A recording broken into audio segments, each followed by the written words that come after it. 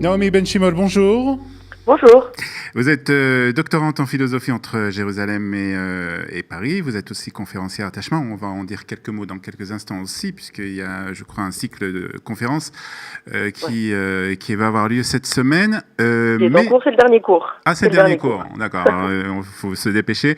On va en parler dans quelques instants. On va commencer par ce qu'on a l'habitude de faire le vendredi matin sur Studio Qualitas, c'est-à-dire de dire un petit mot, un petit commentaire sur la Parashat Hashavua. Parashat, cette semaine, c'est Parashat Teruma. Donc, vous avez choisi quel sujet parmi les différents sujets qui sont au cœur de cette paracha? Peut-être déjà l'idée que la paracha se finit sur ce verset très beau, Vasuli mikdash veshachanti betocham, et ils m'ont fait un mikdash et j'ai résidé parmi eux. Or, ce verset a une bizarrerie. On aurait attendu à ce qui est marqué Vasuli mikdash veshachanti betocho. On me fait une maison, j'habite dans la maison, j'habite pas. Un petit problème de grammaire. Ouais, et un petit peu, mais qui évidemment n'en est pas un, qui nous destine vers autre chose, puisqu'à la fin de Petsavé, on a le même verset, mais qui là est plus explicite, qui nous dit Veshachanti betor bnei Israël, vaïti lahem l'Elohim. Et donc, ça nous dit quelque chose, je pense, de la fonction et du rôle du Mishkan, et ensuite du Mikdash, c'est-à-dire le Mishkan qui était la version, si vous voulez, temporaire du Mikdash, c'est que c'est pas tant l'architecture elle-même, l'espace lui-même qui constitue la maison de Dieu. C'est en réalité le Mishkan, le Mikdash, qui symbolise le service des Bnei Israël face à Dieu, la place des Bnei Israël face à Dieu, comment les Bnei Israël font une place à Dieu pour qu'il réside parmi eux. C'est plutôt le désir des Bnei Israël que Dieu réside parmi eux, que simplement une maison dans laquelle Dieu serait, si vous voulez, enfermé entre quatre murs.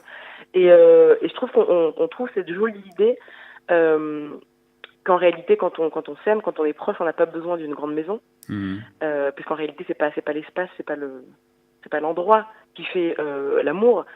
On a une très jolie phrase dans Sanhedrin, d'Aszaïn Amoud Aleph, qui nous dit la chose suivante, je ne sais pas si on a le temps de le dire en araméen, Kirachmitin havat aziza aputeya de safra shrivan, ashta delo aziza rachmitin, puria barshitin, garmidei la sagilan.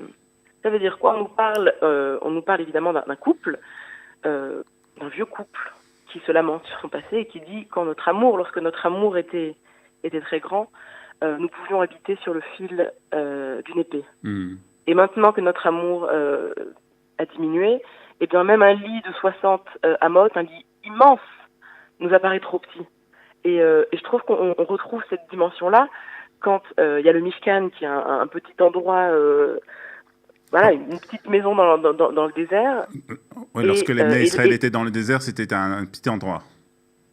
Ouais, et surtout que, il se passe tellement ça, c'est que la présence divine, Venoati lechasham, vedibarti itra me'alakaporet, mi ben shne akruvim. Je te parlerai là-bas, au-dessus du couvercle de l'arche, entre les deux chérubins. C'est un espace, en fait, si vous voulez, les chérubins, c'est pas de là-bas que Dieu parle, ça délimite un espace, ça délimite un vide.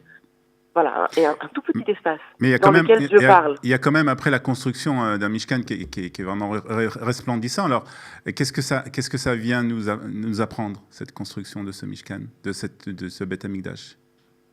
Par rapport à ce que je dis, vous dites? Non, je pense que simplement je voulais finir sur que là, entre les deux chérubins, et puis ensuite, on voit dans les prophètes, dans Yeshayahu notamment, là, Dieu, si vous voulez, crache et dit, mais c'est quoi en gros, j'en veux pas de ta maison que tu m'as construit, aucune maison ne peut me contenir. Donc je pense que c'est pas deux opinions différentes, c'est simplement un rapport différent, la situation d'une relation, si vous voulez, qui est différente. Alors évidemment, après, même le Mishkan, les détails sont full, et la beauté, les matériaux, et l'or et l'argent, etc.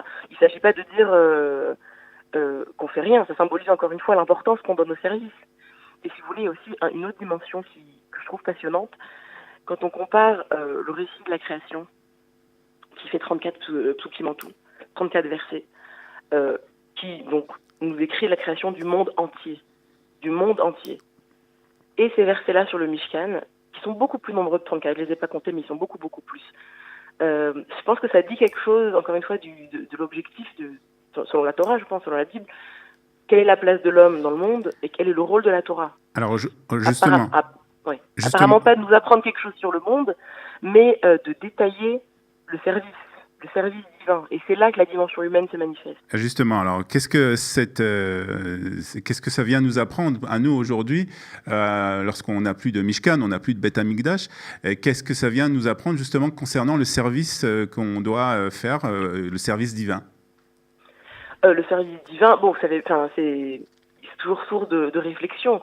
Après, il reste à savoir si on garde une vision, disons, rabbinique, pharisienne traditionnelle, qui a en réalité le génie, si vous voulez, pour sauver le judaïsme des destructions et de l'absence d'un temple centralisé, des sacrifices, etc., de transformer le sacrifice en prière, par exemple, et de dire que finalement, c'est ainsi aujourd'hui qu'on sert Dieu par la prière, parce que la prière a cette dimension à la fois de demande qu'il y avait dans le sacrifice et en même temps de service.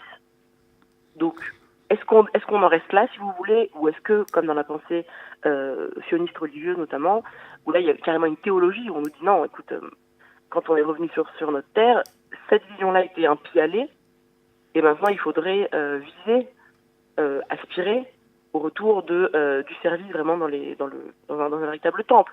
Reste à savoir de quoi sera-t-il fait. Très bien, Naomi, merci pour ces explications. On va parler quelques minutes de Tashma, ce Beth Midrash auquel vous participez avec des conférences qui ont lieu régulièrement. Alors, vous nous avez dit que c'était la fin d'un cycle de conférences. Oui, c'est la fin d'une session. C'est la fin d'une session consacrée à la confiance. De quoi il était question? Il était question, en fait, d'une approche assez transversale par un concept de plusieurs sujets dans le Talmud, dans les sources rabbiniques. C'était la confiance.